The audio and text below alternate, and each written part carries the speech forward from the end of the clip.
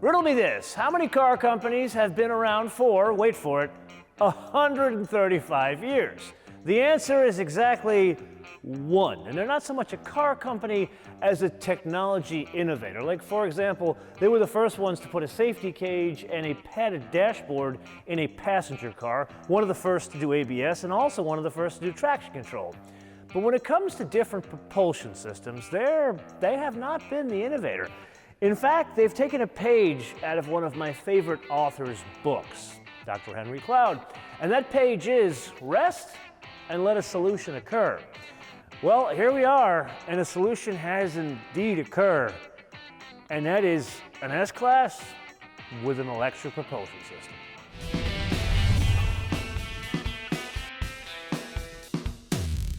So a couple of months back, you and I did a tech review on the Mercedes Benz EQS EV sedan. Today, we now know it will be made up of three separate models. There's the EQS580 Plus, which will be a single motor, meaning rear-wheel drive EV sedan. Then there's going to be a dual motor all-wheel drive sedan, that's the EQS580. And then they just recently announced an AMG version. That one, depending on the region of the world in which you are domiciled, either EQS53 AMG or just EQS AMG. Now, the one we're going to focus on today is the one we have the most specs for and the car we are driving, and that's the middle of the road, the Goldilocks, the EQS580 with the dual motor all-wheel drive. They're 516 horsepower and 631 pound-feet of torque, and that is not the AMG. But let's put the propulsion system aside and focus on what I would argue is the bigger change, the batteries, because this is effectively a roller skate. It's a raft of batteries, and this is a 108 kilowatt-hour battery. And just recently, the US EPA has tested the EQS, this 580 we are driving, and they got 340 miles of range. Now, huge advice there. There are three different wheel choices on offer. There's a 20-inch, a 21-inch, and a 22-inch. You gotta see this thing in like a dark color with a 22s. It's a murdered out looking car. However, for 340 miles of range, one needs the 20s, and that's what we are driving today. Then there's how do you charge all of this? It's fitted with a 9.6 kilowatt charger as standard. In terms of the overall architecture, the charging architecture, it's a 200 kilowatt DC fast charging system. So putting that all together, Mercedes-Benz, they've come up with this partnership network of sorts where they're working with different fulfillment partners. For the first 2 years of ownership of this vehicle, one can do level 3 fast charging. So that's about 20 to 25 minutes to get to 80% in the EQS 580, and that would be done for free. After the 2 years, they can provision charging at a charge within the Mercedes-Benz app and their ecosystem. But let's put that aside. Let's focus on the fun stuff. 0 to 60. This is a large vehicle. This is an S-Class size vehicle with a very large battery. Even with that, 4.1 seconds. VMAX, well, I got some bad news. Something tells me the folks in Stuttgart, they're fooling with it and limiting the overall VMAX 130 miles an hour. Welcome to stunning Woodside, which is in Northern California, just on the other side of the 280, from where all the online algorithms were invented. Which reminds me, could use your help with this algorithm. What does that mean? Yes, subscribe, notifications, and of course hitting like, but most importantly, sharing these episodes with all your friends on your socials, especially on Reddit. With that, 5,888 pounds, or depending on express your weights and measures, 2,015 kilograms. Did you expect anything lighter? Now, for a point of reference, it's about 300 pounds heavier than the 450 Plus. With that, sport mode.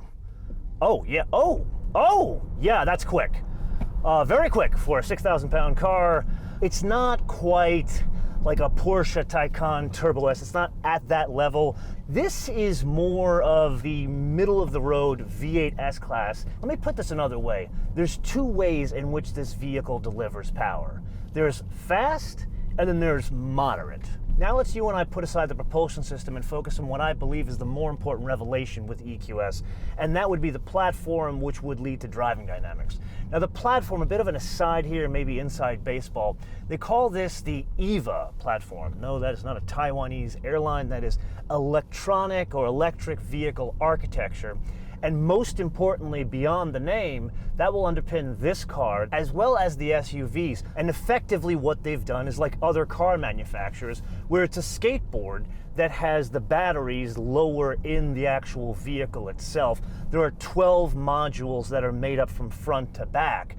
But then more interesting than that, all of the hardware for the suspension, that comes from other Mercedes. So they borrow that page or that strategy from Porsche, where you look at all of the suspension in a Taycan, it's all from the learning of other Porsches. So front and back, it's adaptive air ride standard in both the 580 and the 450. So yes, one does derive the benefit of having the majority of that 6,000 pounds very low in the car, which makes for a lower center of gravity, which I have to say does change the driving dynamics here. It's not quite to the sharpness of, say, an S Class AMG. The big thing you notice here is there's good control over all planes of motion, even pitch.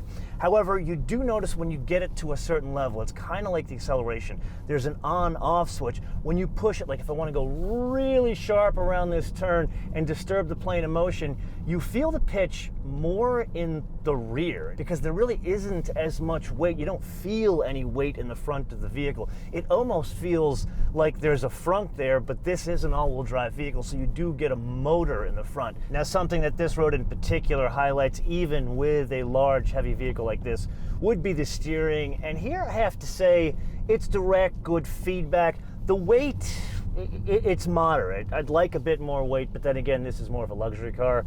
My feedback would be make sure this is a bit heavier in steering when it moves to the AMG model. And then there are the brakes. This is where everything is not puppy dogs and roses. This is a fast car, no matter which way you slice it, electric, gas, large, small, this thing, it goes. I don't feel it has the stopping power to back up that much thrust. I don't know if it's really size or the way the brakes are set up, meaning the regen brakes. You definitely don't feel like the on-off switch like you do in other hybrids and electrics. So the feel is good. It's really, there's just not enough stopping power for that much power of propulsion. Now, something fascinating that's built on top of all that architecture that comes from the S Class, and that is four-wheel steering is fitted as standard. And check this out. Ooh.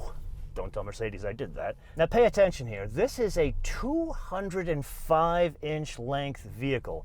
That is not short. That's an S Class, that's a 7 Series. In other words, a very long vehicle. And I'm able to do donuts on a very narrow road. Granted, I'm using somebody's driveway here. And the reason I'm able to do that is the four-wheel steering system that's fitted as standard. It's not the 4.5-degree system that's on most of the S Classes. This is the 10-degree four-wheel steering that's fitted as standard to both the 450 Plus as well as the 580. That's why it's able to have this unusual turning radius and transforms the city abilities of this vehicle. Yes, it is indeed that time again to play your favorite game, Mind the Absence game, with today's contestant, the first ever Mercedes Benz S Class with an electric propulsion system, the 2022 Mercedes Benz EQS580 all-wheel drive for a base price of $119,110. Now, for the avoidance of doubt, these are on offer in 3 different levels. There's a premium, which this car is, then there's an Excel, and then there's a Pinnacle. Now this one is finished in a very unique color. It's nautical blue. It is stunning when you see this thing in person. And thankfully, you do not have to pay extra for this metallic color. But a huge advice here. Many of these things you've seen in pictures are two-tone, and I don't know how to nice to say this, the two-tone, it is not attractive on this like one-bow design that Mercedes calls it. You need this in a solid color. Then we go on to the interior, and there, another stunning color choice, especially with the contrast here, macchiato beige, which we've seen in other Mercedes, but it has a space gray two-tone. The top of the dash and the top of the doors really stands out. That is $1,370. And then the wood. Notice how it kind of looks like a Rolls Royce. It's got that yacht look to it, where it's the brown and it's got the aluminum inlay lines. $1,515. Then it's an electric car. It comes with the 9.6 kilowatt charger. However, let's say if you're at your friend's house and you need to plug into a 110 outlet and you don't have one. Well, $250 for the emergency charger. Now, of course, this being an S Class, one needs the laminated noise insulated glass for $1,010. And then, considering what you and I have experienced over the past almost 2 years now, how about a HEPA filter, $450? Then a dash cam, just in case you want to export this thing to Moscow, $200. Then the front multi-contour seats. May I say this was a nice touch because I was getting a massage the entire time I've been driving this car today. That would be $1,100. Then, believe it or not, on a $120,000 car, heated steering wheel is optional, $250. Then the active ambient lighting. Why is this optional? On a car that is over $100 grand, $590. Then we press on to something that you and I really wouldn't use today, but the blood-thin New Yorker that lives in California that I am would love. The rapid heated front seats for $450. And then the most annoying option, actually the most insulting option to someone that grew up in a world that had, back then it was like $6 to cross the George Washington Bridge. Now I think it's like $150. Whatever it is, you gotta pay for a toll payment system in your car. So I gotta give Mercedes $200 to give the Port Authority of New York and New Jersey and whatever other thieves in this country to take more money from me. This is an insult. Anyway, let's press on. The only other thing we have to add is the destination and handling from Sindelfingen, Deutschland. That's where the S Class is made, the one with the gas engine, $1,050, which brings us to a total retail price of $125,295. Now, before we press on here, I do need to share one spot of bad news, and this is not a Mercedes thing. This is just what's going on in the world today. Chips. So, they could have let this car sit around the factory, or they could have deleted two options and give you almost $2,300 back and not give you those options.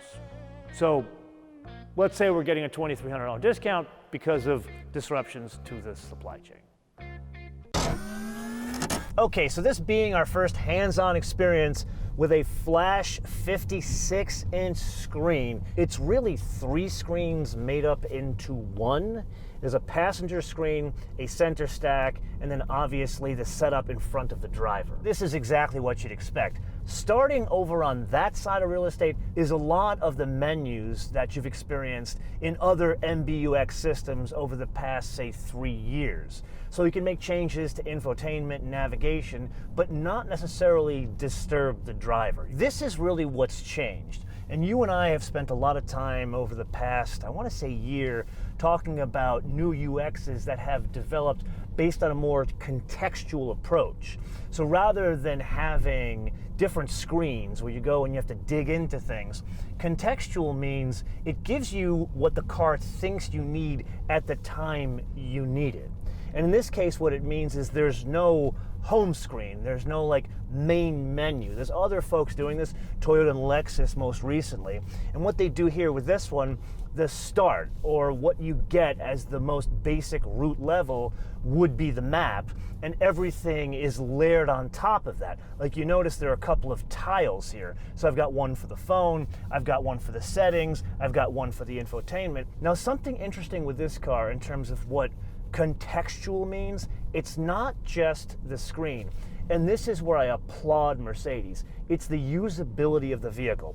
Like, for example, you would adjust mirrors in a vehicle. That really hasn't changed for, what, 70 years, 50 years, maybe 40 years with power mirrors. And indeed, power mirrors are fitted to this vehicle as standard. But what's different here, there isn't a toggle switch between left and right. The way one would change the mirrors is by moving your head. So let's say for the sake of discussion, I want to change the left mirror. I put my hand over the 5-way controller and I look at that mirror, and the screen, or really the sensor in the screen here, senses where my head is, meaning looking over here. Strip ahead. well, when it doesn't interrupt me, and it senses when I'm looking over there and changes the mirror. Then you would do that in reverse over here. So I look over at that mirror and I can change that mirror. This, I think, is a huge step forward and would love to see more of this in terms of the contextual approach of UX design. So let's you and I look at this in a bit of a different light. And the first stop would be the entire reason I'm making this argument, and that would be safety. We have learned over many years where your finger goes, that's where your eyes go. And this is wonderful, this contextual thing. I totally get it. But when it comes to small tiles controlling a almost 3-ton vehicle on a tight road like this or in traffic, are you really going to be looking for tiles here? Or like you want to switch between operating systems, because Apple CarPlay is fitted to these vehicles as well as Android Auto. You'd have to hit this and it comes up with all the different applications. So I'm going to slide over to here, hit Apple CarPlay. Now yes, voice is a thing here. And voice works for functions within the vehicle that are not frequent. Like for example, hey Mercedes. Hey Mercedes.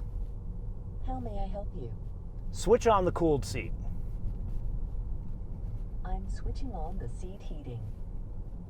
Okay, I didn't really ask for the heated seat when it is almost 70 degrees out. So you can kind of see my hesitation in terms of voice control. I don't think it's there for prime time, and this was a basic function here. And that's where we can bring these things together. I asked for in a tech review a rotary controller for the HVAC system and dual function, so it could be temperature as well as fan, and then a knob for the volume for the infotainment system. And that was such a good idea, the folks at Toyota and Lexus ripped off my idea and now have put it in Lexus. The first one's the Lexus NX. And I gotta tell you, it works better than I thought. But here, the opportunity isn't just functionality. They could add to the overall richness of the interior. Think about like a weighty aluminum knob that would adjust the HVAC system. How would that feel in your hand? And it would pick up this brushed aluminum here. The overall design and effect would not only be safety, but man oh man, would it look wunderbar. So when I first stepped off the plane at a very empty SFO, I fully expected to put this thing on a spectrum between a Tesla Model S and a Porsche Taycan. Now for the avoidance of doubt, this is screwed together so much better than any Tesla you could imagine. And as far as the Porsche Taycan, well, the Porsche Taycan, this is not. It's not even close, as a matter of fact, and I would say that in both a good way and a bad way. But what I got from this experience is nothing I bargained for, because think about this for a minute. How many other elegant luxury cars, not sporty cars, but elegant luxury cars have a full EV propulsion system? The answer to that would be zero. So really what's happening here is Mercedes-Benz is innovating again. And I, as a tech guy, would call this thing a beta. It's good, but it could use some more work. Now, I did get the opportunity to sit down with Dimitri, who is the CEO of Mercedes-Benz North America, and he laid out the strategy here. And this, yeah, it's a beta, but there's so much coming behind it. Like they already said, we're doing an EQE, so the E-Class size. Granted, this is kind of like a Russian nesting dolls look to it. It's the same looking car, just smaller. So kind of intrigued to drive that because the proportions will change. But then on the opposite side, they're gonna do a GLS type version of this EQS. They're still gonna call it the EQS, but it's gonna be an SUV. Then going down the luxury pike even more, they're gonna make a Maybach version of that GLS EQS they're going to call an EQS. Now to bring all this together, we've got to press on to the wish list. And yes, throughout this entire episode, we already discussed some of the disparate pieces between driving dynamics and absolutely that UX system, especially if this is the beta of luxury going forward as it relates to electric propulsion systems. But I would strongly caution to continue to lean further into that strategy Porsche set, where they take the learning from many years of building cars and focusing on driving dynamics. In this case, they've got 135 years history of doing it. Perhaps put a little bit more of that learning into the current EQS and make certain it cascades down to the EQE, the GLB, and up to the Maybach. Now this is the point of the episode where I turn this around to you guys to opine in the comments below or via our social media, MotoManTV, all one word, MotoManTV, all one word, Facebook, Twitter, and Instagram. And with that, I do want to leave you a little bit behind the scenes here. As many of you know, I spent a lot of years in the tech world, especially in that area we work today. And back in the day, when I could be considered a resident of that region, I was screaming on that very same road in old Supras, an Elise, and some fun old RX-7s, even a Fiero. Until I see you in the next episode, bis später.